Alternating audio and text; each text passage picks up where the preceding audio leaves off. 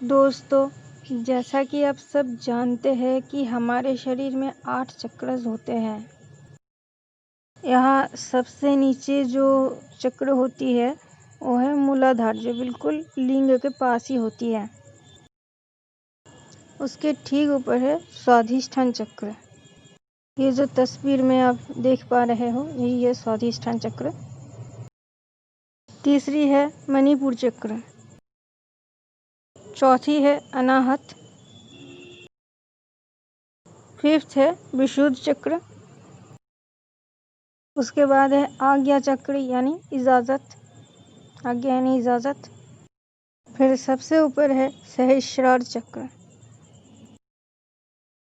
अगर कोई इंसान इन 7 चक्रों की सुप्त शक्तियों को जागृत कर लेता है तो फिर वो महामानव या अति मानव बन सकता है। अगर आपको भी इन शक्तियों को जागृत करने की आसान तरीका जानना है तो वीडियो को एंड तक ज़रूर देखिए। इसमें कुछ सावधानी भी है तो वीडियो को स्किप मत कीजिए, पूरा देखिए तभी शुरू कीजिए। तो आइए आज के वीडियो को शुरू करते हैं कि तरीका क्या है ऐसे शक्तियों को जगाने की।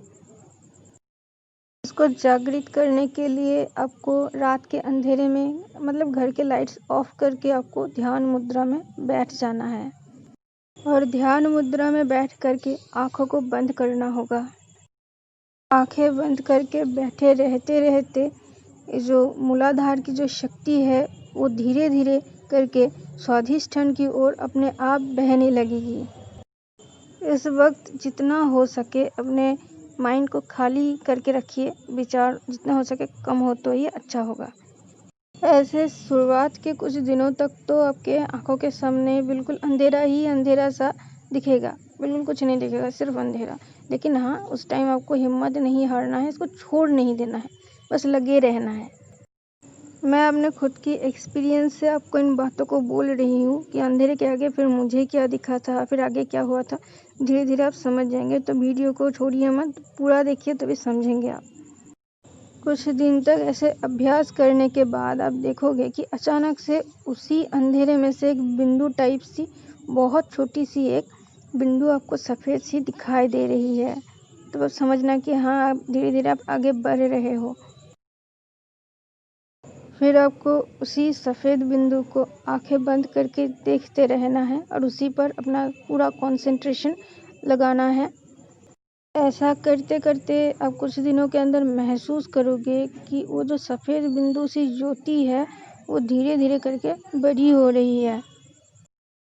इसी सफ़ेद ज्योति पर ध्यान लगाते लगाते आप इतने सारे अद्भुत चीज़ों को देखोगे ना कि आप हैरान हो जाओगे। फिर कुछ दिन बाद तो आप अपने मनचाहे चीज़ों को भी इसमें आंखों के सामने आंखें बंद करके देख सकते हो। जैसे कि फ्यूचर में आपके साथ क्या क्या होने वाला है, दूसरों के साथ क्या क्या होने वाला है, ये भी आप आंखें बंद करके तब देख सकते हो। तब आप अपने या दूसरों के जो पिछला जन्म यानी पास्ट लाइफ, उसके बारे में भी आप बहुत कुछ जान सकते हो, कहाँ थे, कैसे थे, ये सब बातें। इस समय पर आप बहुत सारे दिव्य जो आत्मा है, महापुरुष हैं, उनके जो ज्योतिर्मय जो स्वरूप होते हैं उनको आप आंखों से देख सकते हो। जैसे कि स्वामी विवेकानंद, श्री चैतन्य महाप्रभु और ज्योतिर्मय ओमकार, और भी बहुत सारी जगहों को आप इस समय देख पाओगे।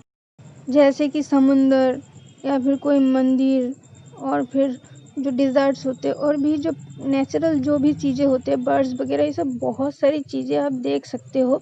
और फिर नदियाँ, पहाड़, ये सब चीज़ें जो जिन जगहों पर शायद आप कभी पहले गए ही नहीं हो, उन जगहों के दृश्य की छवि आपके आंखों के सामने तब होगी। इस पृथ्वी के बाहर जो प्लैनेट्स है उनको भी आप तब देख पाओगे, गैलेक्सी सब देख पाओगे। और आप दूसरे ग्रहों के जो जीव यानी एलियंस को भी देख पाएंगे। साथ ही साथ आप स्टार्स और ब्लैक होल्स को भी देख पाओगे। अब मैं आपको बताने जा रही हूँ वो तरीका जिससे आप ये जान सकते हो कि ध्यान में बैठने के वक्त आपकी चेतना शक्ति अभी कौन से चक्र पर टिकी हुई है, मूलाधार, स्वाधिष्ठान या फिर आज्ञा या सहस्रार। लेकिन उससे पहले यह सावधानी ज़रूर सुन लीजिए, वरना कुंडलिनी जागरण करने में बहुत खतरा है। कुंडलिनी शक्ति को जागृत करने से पहले आपका ब्रह्मचारी होना बहुत आवश्यक है। आप अगर एक ब्रह्मचारी नहीं हो तो फिर आप 1 साल या 2 साल तक पूर्ण ब्रह्मचर्य का अच्छे से आप पालन करिए। बिना ब्रह्मचर्य का पालन किए अगर आप कुंडलिनी शक्ति को जागृत करने की चेष्टा करेंगे तो आपके मानसिक संतुलन बिगड़ भी सकता है, आपका दिमाग भी खराब हो सकता है। तो सावधान हो जाइए ऐसा करने से पहले। ब्रह्मचर्य का सीधा मतलब होता है कि सेक्स एनर्जी का रिटेंशन।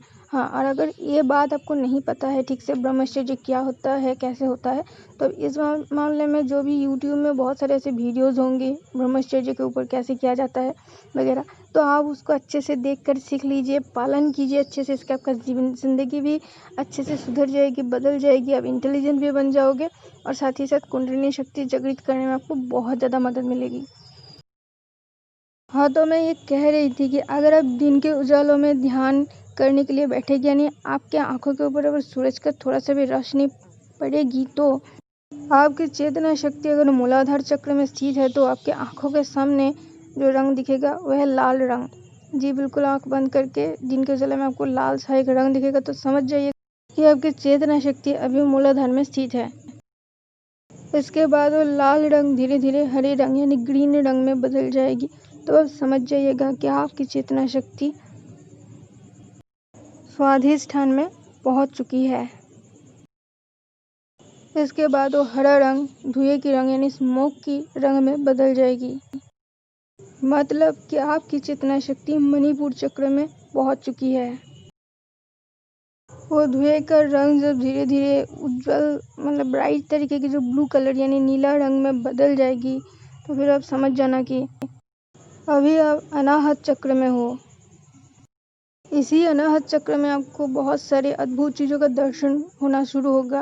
पहले भी शुरू होगी लेकिन यहाँ पर सबसे ज़्यादा होगी, जैसे दूसरे planets, aliens, black holes, galaxies वगैरह और भी बहुत सारी चीज़, देवी देवता। आपकी चेतना शक्ति जब दिन के उजाला में विशुद्ध चक्र में आकर टिकेगी, तब यहाँ भी आपको बहुत सारे अद्भुत दर्शन होंगे और यहाँ की जो रंग आपके आंखों के सामने दिखेगी, उज्जवल जो नीला कलर के एक ज्योति सा आपको दिखेगा।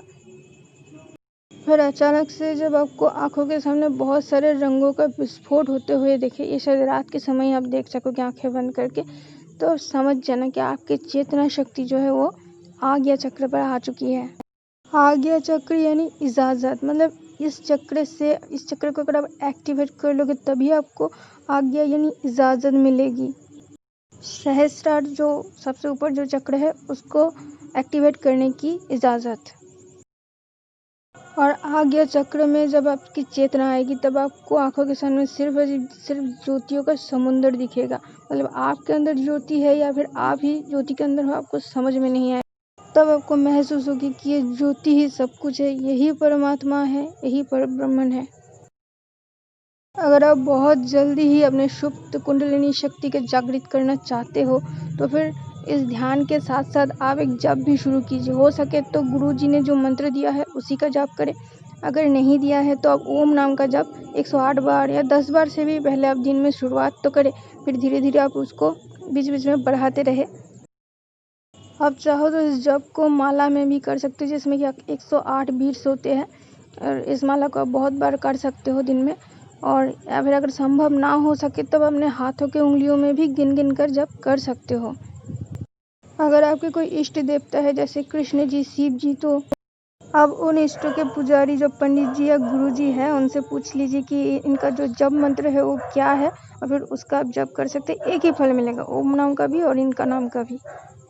और अगर आप ऐसे आध्यात्मिक वीडियोस और भक्ति की वीडियोस मिस नहीं करना चाहते हैं तो हमारे चैनल भक्ति एंड आध्यात्मिक वर्ल्ड को सब्सक्राइब ज़रूर कर लीजिए। अगर वीडियो अच्छी लगी हो तो लाइक एंड शेयर करना ज़रूर